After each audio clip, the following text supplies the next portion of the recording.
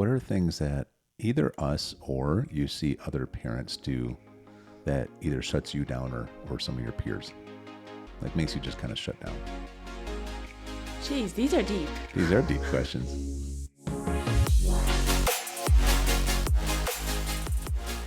Hello, everyone. We are Greg and Jackie Francis, and welcome to High Performance Parenting, where our passionate goal is to encourage you to raise champion children in a crazy world. Every week, we will bring you multiple episodes from our extensive experience of raising our six happy, healthy, successful, godly kids who are confidently equipped to win big in life. We deeply believe that any parent who is provided with the right knowledge and continuous support can raise amazing kids. And when they do, all of our futures get better. If raising up future generations of absolute champions matters to you as much as it does to us, here's how you can contribute.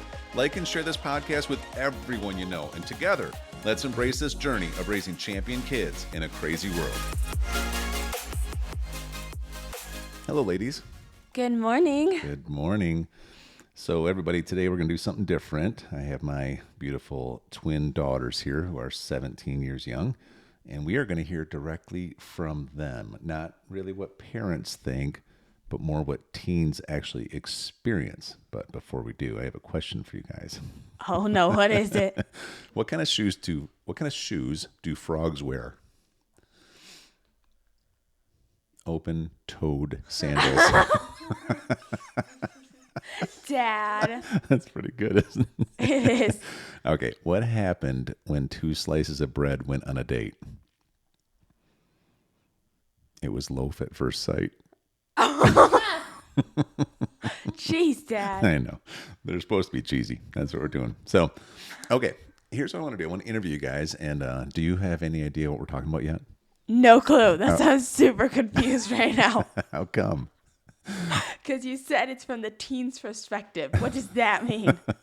Well, I want to talk about, I want you guys to share a perspective from now being into your teen years as 17-year-olds and even being around other teens, okay? What is something that parents misunderstand about your generation? I think one thing, and I don't know fully how to explain this, but I feel like sometimes parents are like at 18, they're ready to take on the world by themselves, but they're still really lost from what I see. So you think that parents can misunderstand that you're not prepared, like maybe they think you are? Yes, sure, we can have the responsibility. I don't want to say like you should micromanage them still because they're not 5 anymore. But at the same time, they're also really lost of how the world works, you know? And that's what comes also in parenting before they get to 18. I feel like they just maybe didn't know what their teen years were supposed to look like and what it would look like growing up and everything like that, and what it looks like to even like as you turn 18, you're eventually going to start like finding your person and everything like that, and even having like good values around that, and just like not cutting it short, you know?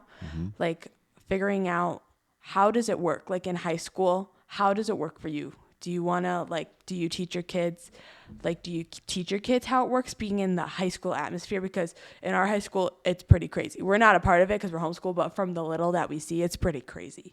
And just like, what do you teach your kids around that? Or do you not teach them at all and say they'll figure it out? You know, it's just a different world than it was when you were growing up, you know? How so? There's what are some things that create those kind of... A lot more electronics, a lot more things. That's true. Constantly in your brain. They don't teach communication anymore. I see everybody, they're on their phone constantly, Instagram, TikTok, and there's such a negative vibe in those things, you know, especially probably from what they see, because it catches their eye just because of all the things that AI can do now. And it's just snatching them away, you know? And I feel like that's one of the biggest Well, you're aware things. because we have you doing some social media stuff. And, Yeah, you I know, am very aware. And you're looking at some of the things to be able to duplicate, and you can see how quickly you can get sucked in.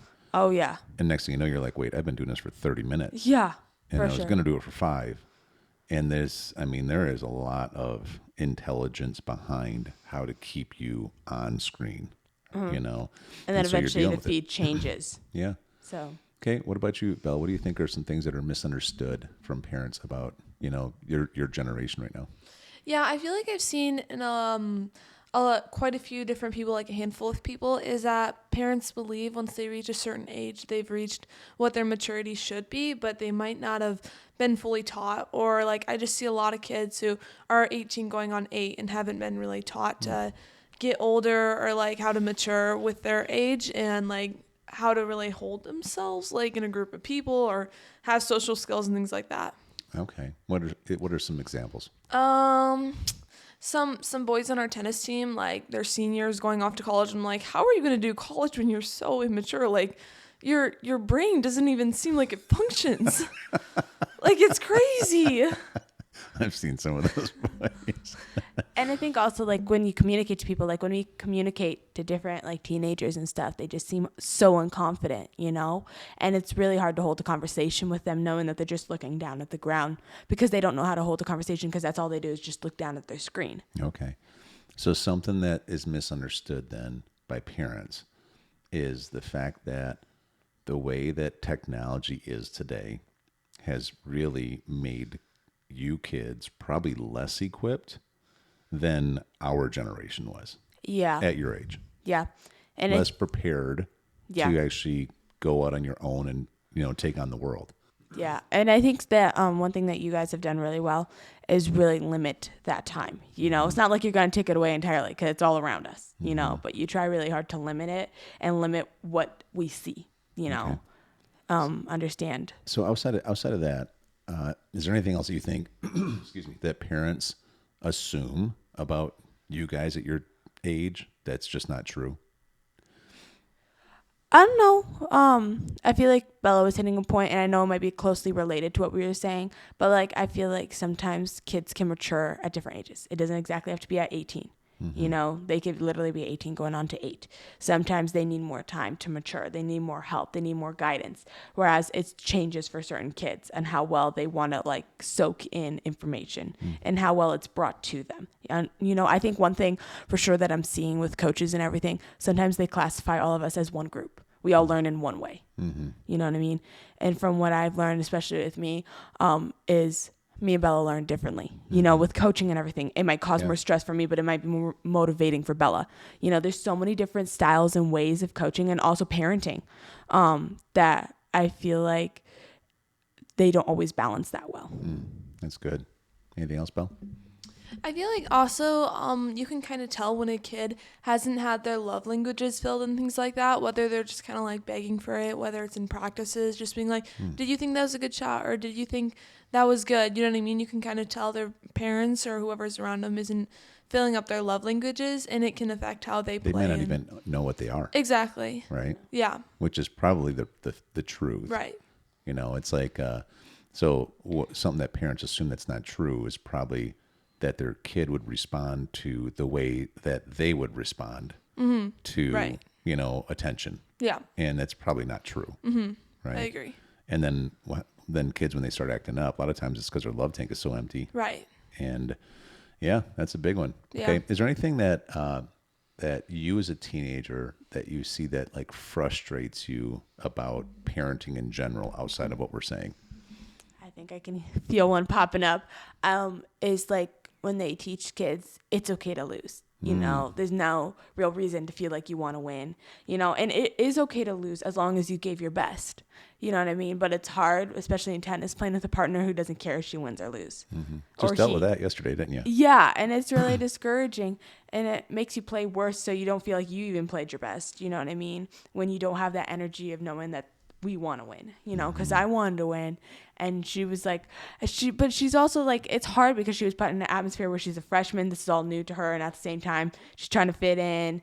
It's all hard, but at the same time, it was hard me as a junior trying to pump her up to win, but she didn't really care either way. Yeah. So I feel like that's one of the misunderstood things is like, of course, you don't want to force your kids into sports. They don't want to play and stuff. But if it's a sport they really thrive in, even if they have their bad days, you got to push for them to do their best, you know? Yeah. I mean, we've been pretty intentional about communicating with you guys what we want you to get out of sports, Yeah. And that's like these kind of life lessons. It's how to work as a team well, how to have a good attitude even when things aren't going perfect, how your effort is actually a better grading scale than even a win or a loss. And, you guys have even knowing this stuff, it's still hard, right? Yeah. And so when someone doesn't get any kind of instruction like that, now I don't even think they know how to find themselves in situations, like you were in yesterday, where you had a girl who wasn't as good, and she wasn't playing well. And I watched her. The more she wasn't playing well, the more she went into this mode of, I'm just going to act like I don't care now. Yeah. And it's like, I think it was her own way of trying to take pressure off herself of Yeah. not being embarrassed.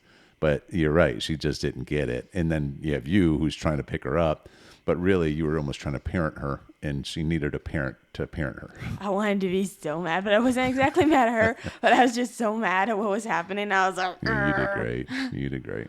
Okay. All right. So for Bella, here's another question. When do you feel most heard by us, by me and Mom? Or when do you feel most ignored?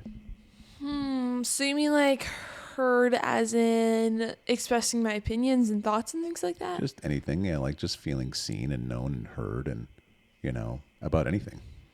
I feel like I feel pretty heard when we are doing, even just like when you're discussing things with us, even when you're just going to the bathroom at night or whatever it is, and you come over to the counter for a minute when we're watching a movie out there, and you're just kind of like whatever it is, discussing the tennis day, or just kind of helping me validate my feelings or whatever it is, just kind of hear your opinion on it, and feel the most ignored.